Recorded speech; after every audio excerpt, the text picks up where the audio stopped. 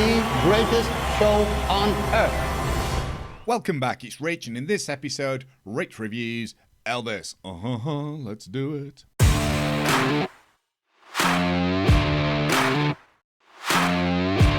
Welcome back to Rich Reviews, no nonsense movie chat from the UK. If you like what you see today, don't forget to check out my other videos. Feel free to like, subscribe, and share your thoughts in the comments below.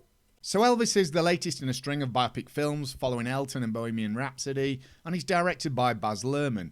Sees the rise of our most famous music artist of all time, from a child to his unfortunate death, with everything in between, but told more from the point of view of his lesser-known manager, Colonel Tom Parker, played by Tom Hanks. Austin Butler takes on the rock god Elvis in what would have been a very daunting role to accept, given the worldwide knowledge of this person and this person's look, his music, and the millions of great impersonators already roaming the Vegas Strip. I went into this film knowing many of his songs, but little about the man himself, other that he was successful, he had these great tracks, and he gained weight as he got older, and then he died, but it was still quite young. Nothing more than that, though, really. I also went in with no interest, really, as yes, I know the music, as most people do, but I just kind of find it okay. Nothing bad, nothing good, just middle of the road, so I didn't have much care for this walking into it. It was a date night viewing, but man, I did not expect to see or feel the way I did after this film finished. So we start with Elvis living as a child, listening to his gospel in his local church, but then running across the kind of yard over to sneaker listen in some Dirty Dancing style secret adults only shack, where we have the opposite being black soul music and blues. It's fascinating how this is depicted, as Elvis can hear both the gospel and the blues music at the same time, and it gives him inspiration for his sound in many of his famous tunes. And this becomes apparent throughout the film, and it's something I never noticed but makes total sense after watching it. We see his rise to fame in his early years, with a spectacular scene involving his first single being played to a screaming audience of ladies and bewildered gents.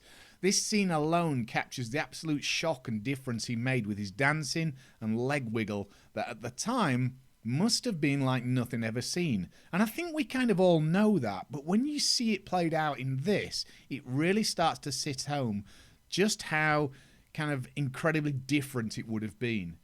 He meets Colonel Tom Parker that offers him a management deal, and he agrees to work with him. And this is where the extraordinary rise of his fame starts to unfold, but at the same time, we see the underhand tactics used by Parker for his own personal gain.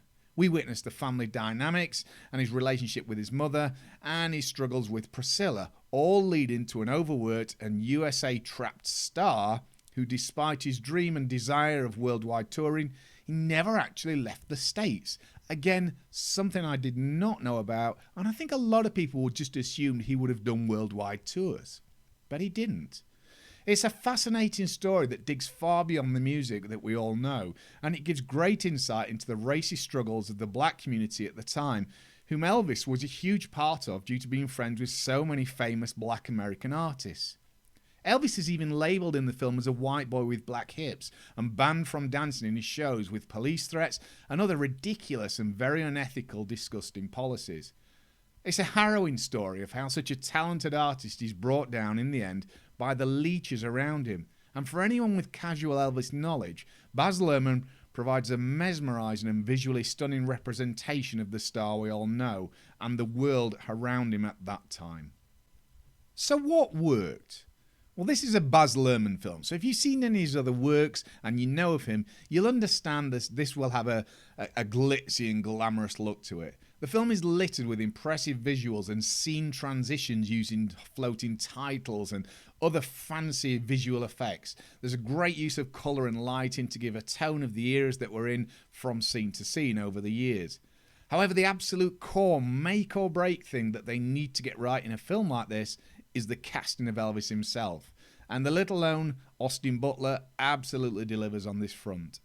The likeness is incredible, and much of the vocals in the film are sung by Austin himself. His mannerisms, his look, the voice, it's all there.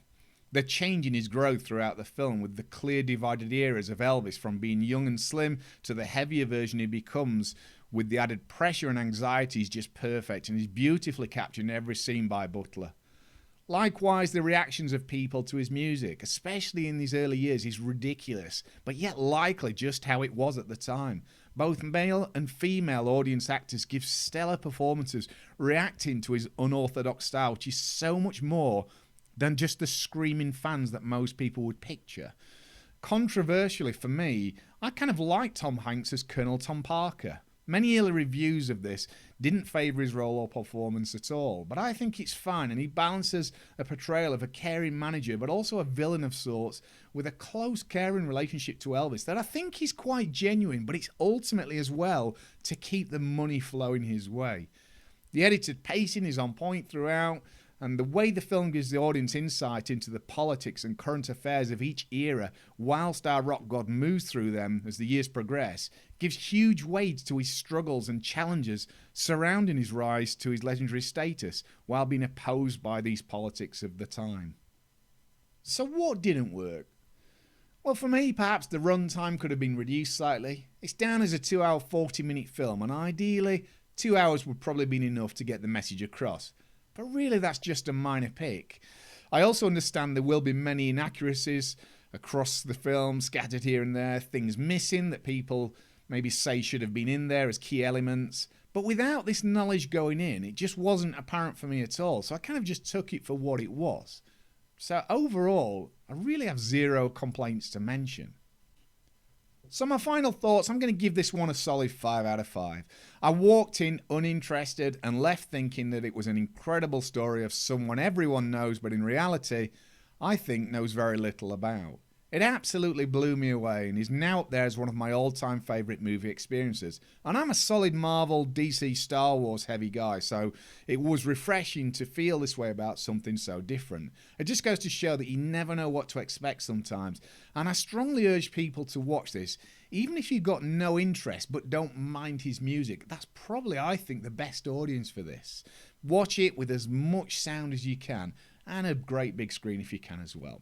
If you ever get the chance to see this again at cinemas, should you take a mate, a date, or stay up late? Definitely take a date. It's something that I think the two of you will sit down to and really kind of absorb and talk about. It's something that you'll talk about afterwards. It's a good discussion point, and I think it'll be a surprising film for these casual kind of Elvis fans. So check it out on streaming. It's going to be on there now. But if you've seen Elvis, leave a comment below, and until next time, keep smiling, peeps.